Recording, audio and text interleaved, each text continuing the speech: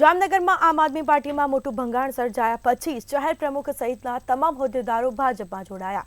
શહેરમાં આમ આદમી પાર્ટીમાં ગઈકાલે મોટું ભંગાણ સર્જાયું અને આમ આદમી પાર્ટીના શહેર પ્રમુખ સહિતના હોદ્દેદારોએ રાજીનામા ધરી દીધા અને જે બાદ પાર્ટીની સમગ્ર ટીમે ભાજપમાં જોડાયા।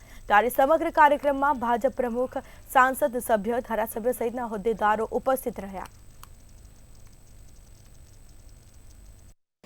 એ જ આમ આદમી પાર્ટીના એ કાર્યકર્તાઓ, ખૂબ સારા કાર્યકર્તાઓ, આજે નરેન્દ્રભાઈના નેતૃત્વમાં એમની જે વિકસિત ભારતની પરિકલ્પના છે એને સાકાર કરવા માટે આ ક્ષેત્રના નાગરિક તરીકે આ ક્ષેત્રને પણ એ દિશામાં મજબૂતીથી જોડવા માટે આજે સર્વેનો ભારતીય જનતા પાર્ટીમાં સમાવેશ થયો છે।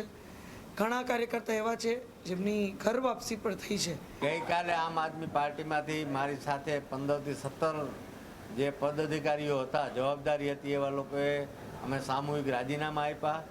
આજે અમે ભારતીય જનતા પાર્ટીમાં આપણા ઉમેદવાર બેન શ્રી પૂનમબેન માડમ, વિવાબા જાડેજા, દિવેશભાઈ અકબરી, આપણા શહેર અધ્યક્ષ વિમલભાઈ, પૂર્વ અધ્યક્ષ હસમુખભાઈ અને આખી જિલ્લાની અને શહેરની ટીમની વચ્ચે અમે જે ભારતીય જનતા પાર્ટીમાં પૂર્ણ પ્રવેશ મેળવ્યો છે।